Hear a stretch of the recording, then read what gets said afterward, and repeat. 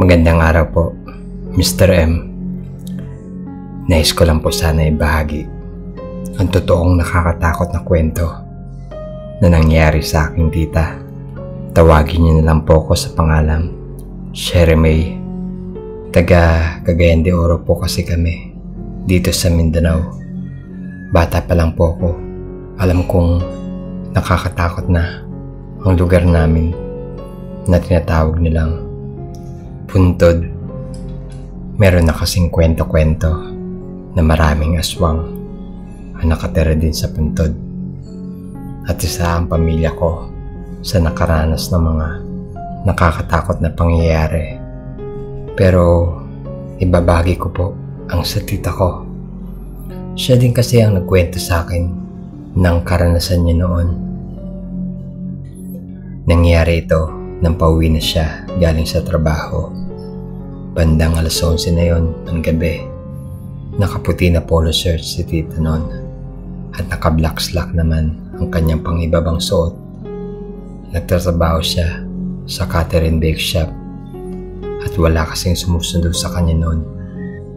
Di siya sinundo ng isa kong tito, kaya siya na lang mag-isang umuuwi. Sa amin po nun sa Puntod ay may tulay ka pang dadaanan upang makarating. Nasa kalagitnaan pa lang siya ng tulay nang makaramdam siya ng sobrang hangin na di daw niya maintindihan, pero pinagsawalang bahala niya na lang ito. Nang makalagpas na siya sa tulay nun, nakakita siya ng kahoy, kaya pinulot niya ito para daw pangontra kung baka sakaling may umataking aswang sa kanya. Pagkatapos nun ay tumuloy na siya sa paglalakad. Sa daanan po namin ay isa lang ang poste at yun ay dun lang malapit sa may tulay. Kaya nung naglalakad na siya ay tanging buwan na lamang ang kanyang ilaw. Sobrang tahimik daw nun. Ang tanging maririnig lang ay ang huni ng mga insekto at kaluskos ng mga kawayan dahil sa hangin. Sa pagpatuloy niyang paglalakad ay bigla siyang nakadama ng pagtayo ng kanyang balahibo. Nang malapit na siya sa isang maliit na simbahan noon na ngayon ay abandonado na. Natigil siya sa paglalakad nang may makita siyang isang pusang itim na lumabas sa gilid ng simbahan. Naupo ito sa kalagitnaan ng daan. Tumitig lang sa kanya habang ito'y kinakati ang katawan. Kaya nagmistulang isang poste na lamang na nakatayo ang tita ko nun, dahil alam niyang hindi ito simpleng pusa lang. Biglang napaisip na isang buwan na pala siyang buntis sa pinsan kong lalaki. Pinagpatuloy niya ang paglalakad ng mahinahon na parang wala lang sa kanya, pero kabado at malakas na ang tibok ng puso niya at malamig na din ang kanyang pawis. Bit-bit niya pa din ang kahoy na kanyang pangontra kung sakaling matake man ang aswang. Pero natigilan na naman siya sa kanyang paglalakad nang may isang na namang asong itim ang lumabas sa likuran ng simbahan na yun. Laking gulat niya kasi bakit puro itim ang pusa at aso. Nakatitig din ang aso sa kanya na parabang di daw normal na aso. Pumagilid na rin ito sa daan, kaya huminto na naman siya sa paglalakad kasi tinititigan niya muna na mabuti ang dalawang hayop. Nang biglang makarinig siya na parang baboy sa damuhan. Napapalapit sa kanya, kaya dun siya nakasabi ng, Panginoon, gabayan niyo po sana ako. huwag niyo po ako sanang pabayaan. Kung may mangyayari man sa akin dito, lalaban pa din po ako. Yun ang mga sinabi ng tita ko habang papalapit na siya. Pero ang paglalakad niya ay mabagal lang dahil nanginginig na siya sa takot. Rinig niya pa din ang parang baboy na papalapit sa kanya, na parang nanggigigil sa galit. Pero hindi niya makita ang baboy dahil nagkukubli ito sa damuhan. Ang tanging narinig lang niya ay ang yabag sa damong dinadaanan nito. Nandun pa din ang aso at pusa sa daan, nakatitig pa rin sa kanya. Nang may maaninag siyang liwanag ng isang motor na papalapit sa kanya. Tinatawag namin ito sa Bisaya na habal-habal. Huminto ito sa tapat ng tita ko at ang sabi ng driver ay, "Di ba ikaw yung anak ni Bador?" "Opo, ako nga po." "Sakay ka na. Bakit ka ba naglalakad ng ating gabi? Alam mo naman dito sa lugar natin." Kaya sumakay agad si tita nung walang pag-aalinlangan. Ang tanging alam ng tita nun ay nawala na yung baboy at aso na parang bula. Naglaho na rin ang pusa sa gitna ng daan na makasakay na ito. Kaya napanatag na ang loob ng tita ko nun. Pero laking gulat nito na may sumusunod na ibon sa kanila.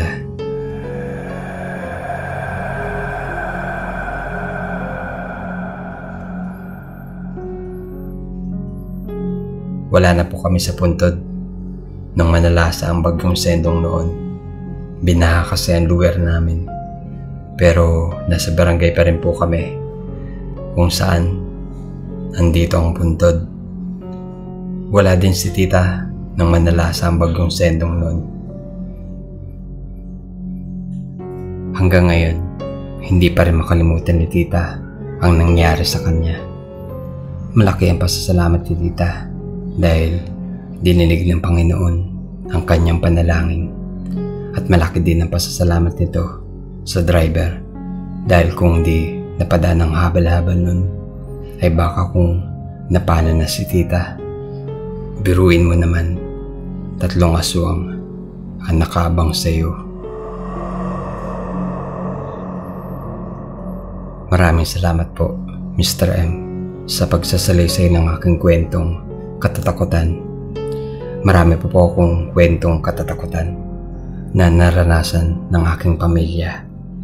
Wala pa po kasi akong karanasan sa mga kababalagan, kaya yung kwento nila ang naisipan kong ibahagi. Yun lang po. Maraming salamat. God bless and more subscriber to come.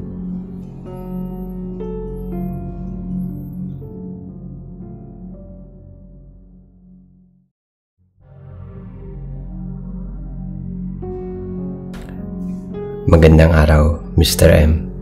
Nangyari ito bago mag-lockdown noong March 2020. Nagsimula ako magbenta ng 3:00 ng hapon dahil sa umaga kailangan kong alagaan ang 2 kong anak. Ako ay 45 taong gulang na. Pagdating ng tanghali, iiwanan ko na sila sa kapitbahay namin. Hindi rin ako nakapagtapos ng pag-aaral, kaya ito lang ang trabaho ko. Ang hirap ng buhay dahil namatay ang katuwang ko sa buhay dahil sa panganganak sa bunso namin. Ito na po ang kwento. 3:00 hanggang 5:00, walang nabili dahil malakas ang ulan. May bagyo kasi. Pagdating ng 5:30, tumila ng ulan at doon naglabasan ng mga tao. Marami nang bumili sa akin. Inabot na ako ng 9:00 sa pagtitinda dahil kailangan ko pa mapaubos ang mga tinda kong fishball, kikiam at kwek-kwek. Nangyari nga pala ito sa probinsya ng Laguna. Pagkatapos magtinda at maglinis ng fishbullan ko, Nang 9:30, umuwi na ako. Ito yung time na pakunti ng pakunti na ang mga tao sa labas dahil magla-lockdown na. Habang pumipidal ako, meron akong nakita na isang grupo. Ang dami nila. Siguro kulang-kulang 40. Meron silang sinusundan. Siyempre, usyoso ako dahil pares lang ang dadaanan namin. Sinabayan ko sila. Nagulat ako dahil karo ng patay ang sinusundan nila. Kaya pala sobrang bagal nila. Bale, nasa kabila lang ako. Tapatan lang kami para makita kung anong ginagawa nila. Nang tinignan ko ng mabuti ang mga suot nila ay yung karaw ng patay, lumang-luma at tila nabubulok na. At ang mga tao na naglalakad, nakakatakot. Ang mga itsura nila, ang haba ng mga kasuotan na maihawig ko sa nobelang No Limit Tangere, at may mga belong suot rin. Nagiiyakan sila at tumahagulgul pa. Kinabahan na ako. Halos ating gabi na, pero para silang nagpo-prosesyon.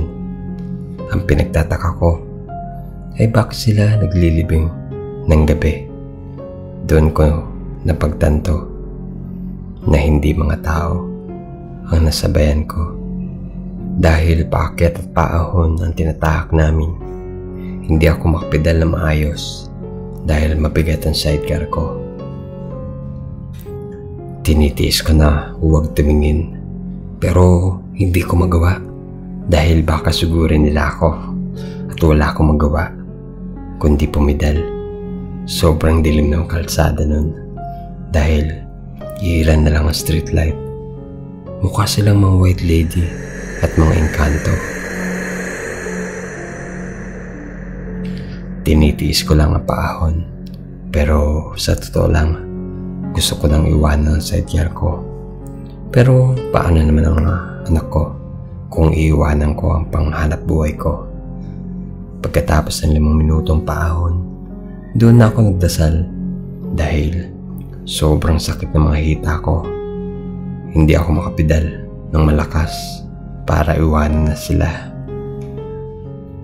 Nang lumingon ulit ako, doon ko nakita na halo-halo sila. May mga bata, babae, lalaki, may mga matsurang itsura at kayumanggi ang mga balat.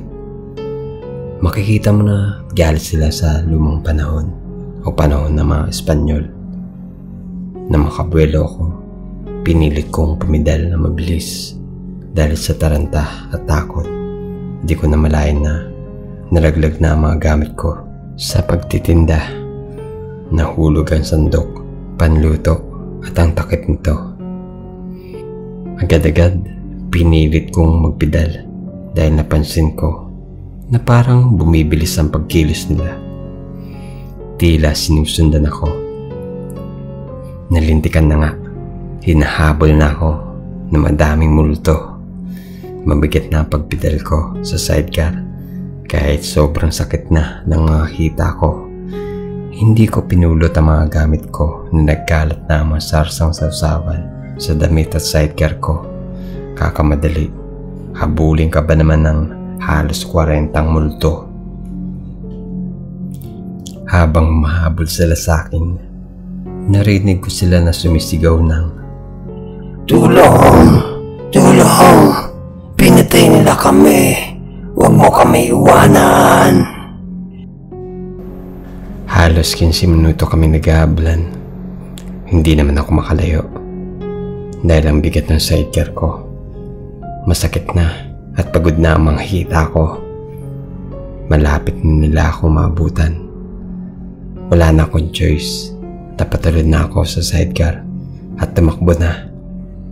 Doon na ako nagsisigaw at tumingi ng tulong. Pero parang walang nakakarinig sa akin. Habang natakbo ko, sobrang bagal ko na at unti-unti na nila akong inabutan. Ang masakit pa, nadapa pa ako, tinamaan ang tuhod at pumutok ang labi ko dahil tumama sa semento at wala na akong magawa. Dinumog, hinawakan ako na parang nasa concert. Hindi ko alam kung hinubarang ka ba o ninanakawan. Hawak dito, hawak dun. Nagpumiglas ako at sigaw ng sigaw ng tulong. Iniisip ko na marami silang sinasabi, maingay at parang nasa palengke. Maya-maya pa, may naaninag akong liwanag sa di kalayuan. Hindi ko alam kung pulis yun o barangay. Dahil sa takot at pagod, nawalan na ako ng malay. Nagising ako, nandun na ako sa headquarter ng barangay. Pagtingin ko sa orasan nila, 5:00 na ng umaga. Nagising ako noon dahil sa pag-aalala sa anak at sa sidecar ko. Binigyan nila ako ng mainit na kape dahil akala nila lasing ako dahil nakandusay sa daan at walang malay. Doon na ako nagkwento sa barangay at sinabi lahat ng pangyayari. Nagpaliwanag ako at siyempre hindi ako nakainom o anuman. Hindi sila naniwala. Tinawanan pa ako. Maya-maya pa ay tumahimik na sila. Biglang nagsalita ang pinakamatandaan nilang barangay tanod. Nagsindi ito ng sigarilyo. Nagkape pa nga at nagsabi ng totoo ang mga nasabi ko. Merong nagpapakita ng ganong grupo ng multo tuwing 12:00 ng madaling araw. Kaya pagdating ng 10:00, wala na masyadong lumalabas. Ang kwento ng mga matatanda nun ay pinatay daw ito ng mga sundalong Kastila dahil sa hindi daw nito pagsunod sa ordinansa. Yung nasa karo ay pinuno ng mga grupo na taliwas sa paniniwala ng mga Kastila. Ang sabi ay pinatay ito at sinunod pa yung mga miyembro ng samahan na laban sa Kastila. Lahat ng mga taong yun ay hindi nabigyan ng hustisya. Kaya ito, nagpapakita ng sabay-sabay pagdating ng 6:00 ng umaga. Pagkatapos nun, pinauwi na nila ako at sumama sa pag-recover ng aking sidecar.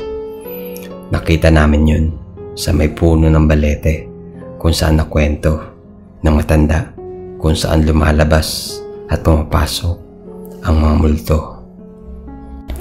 Dahil sa kwento at karanasan ko na ito, nagbigay ng tulong ang lokal na pamunuan ng probinsya ng Laguna at binigyan ako ng puhunan para magkaroon ako ng pamasadang tricycle at tumigil na ako sa pagbebenta ng fishball dahil sa trauma. Maraming salamat po sa pagsasalaysay ng aking kwento at huwag na tayo lumabas sa kalaliman ng gabi. Umaasa ko na hindi na ito mangyari sa mga residente ng probinsya ng Laguna, naway matahimik na ang kaluluwa nila at di na magpakita pang muli.